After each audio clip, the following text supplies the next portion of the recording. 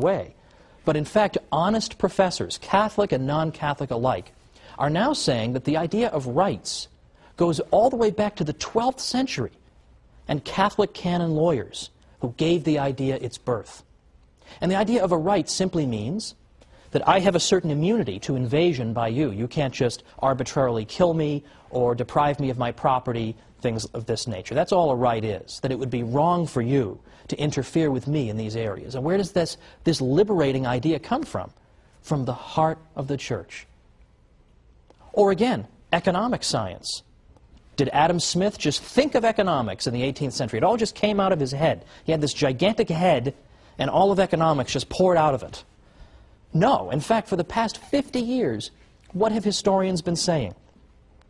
They've been saying that it was the Catholic scholastics, professors who taught in particularly Spanish universities, and specifically the University of Salamanca, that gave birth to modern economics. They were the founders of economics, not secularists of the Enlightenment. This is now being discovered.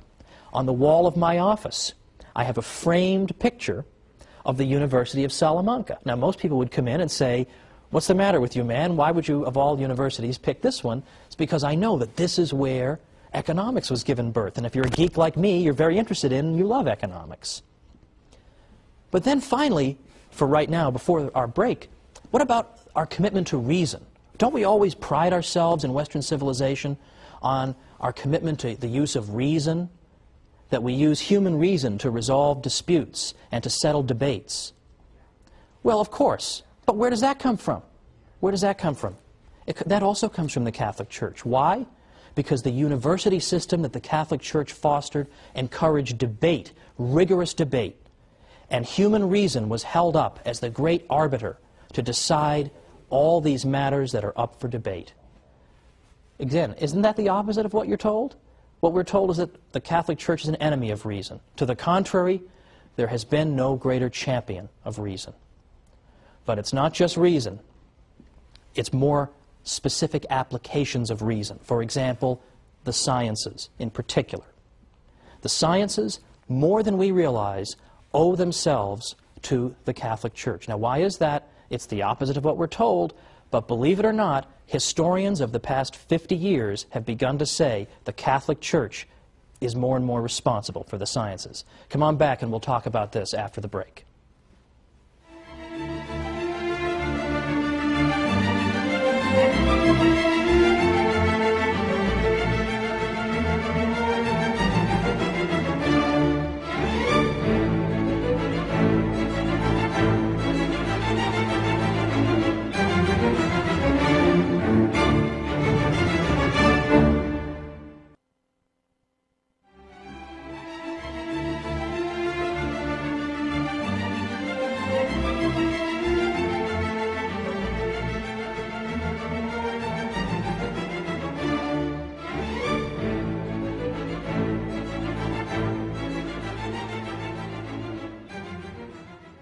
Welcome back to the Catholic Church, Builder of Civilization. I'm Thomas Woods. Before the break, we were talking about all these areas in which the Catholic contribution to our civilization has been indispensable, but in which it's largely neglected. How many of the facts that we've uncovered even up to now are covered in schools on a regular basis? Do I even have to ask that question? But I teased you a little bit with the idea of the Catholic Church as having helped to give birth to science in Western civilization just before our break here. What did I mean by that?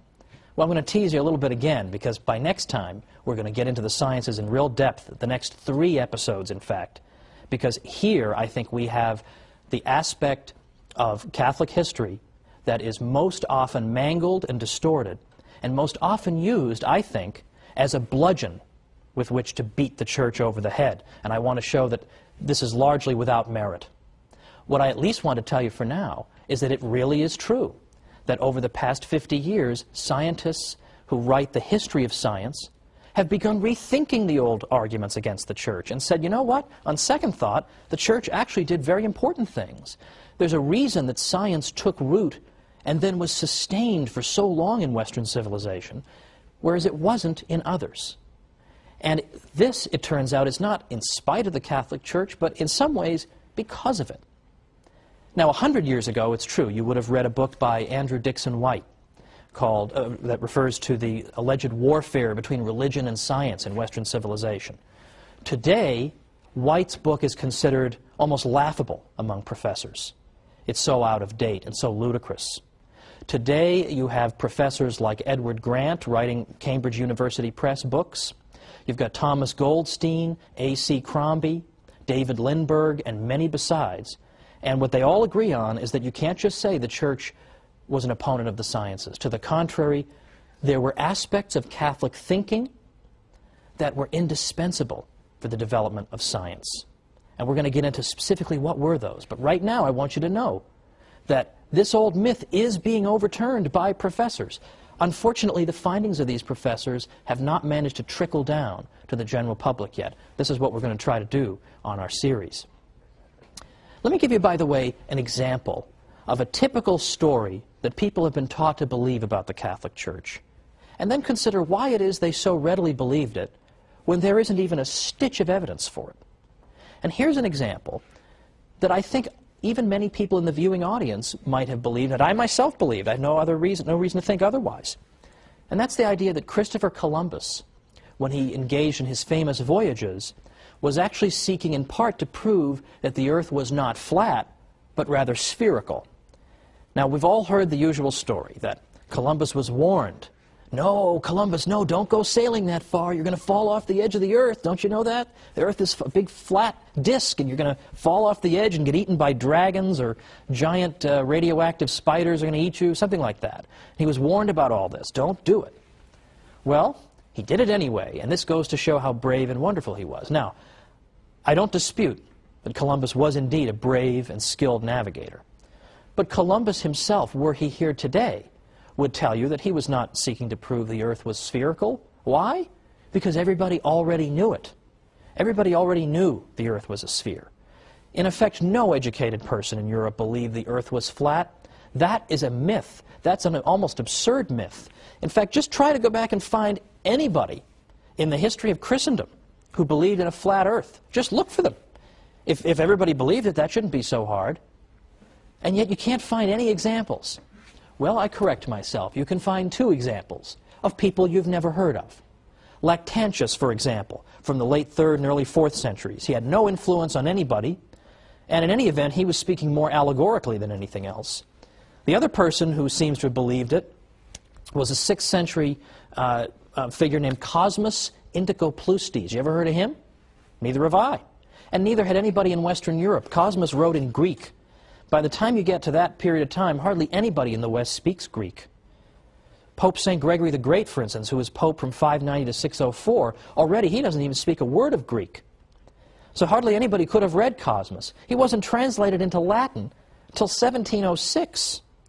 So anybody who may have taught a flat Earth had an audience of about 1 or 2 people, had no influence on anybody. The fact is, everybody understood the Earth was a sphere. The reason people were reluctant to sponsor Columbus wasn't that they were afraid he was going to fall off the edge.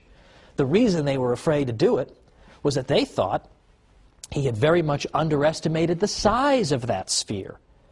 Columbus was saying, oh, don't worry about it. It's not a very big Earth. I'll just sail right around. I'll be right back. It'll be fine. But they were saying to him, no, the Earth is several times larger than you think it is, and you're just going to starve to death. You're going to sail, and you're going to sail, and you're going to sail, and you're not going to be any land. Well, luckily for Columbus, a couple of continents managed to spring up, quite contrary to his expectation, and thankfully for him and for his crew. But that was why they didn't want him to go. It wasn't because they thought he was going to fall off the edge. Now, I realize that is so much the opposite of what you've been told. You almost think that I must be making this up, right?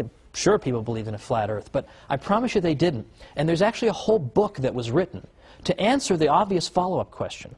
If nobody believed in a flat Earth, how did this myth ever get started?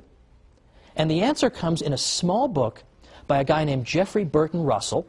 He wrote a book called Inventing the Flat Earth. And what he found was that it was a very, very tiny group of intellectuals in the 19th century who gave birth to this myth. And they did it because it made the Catholic Church look ridiculous.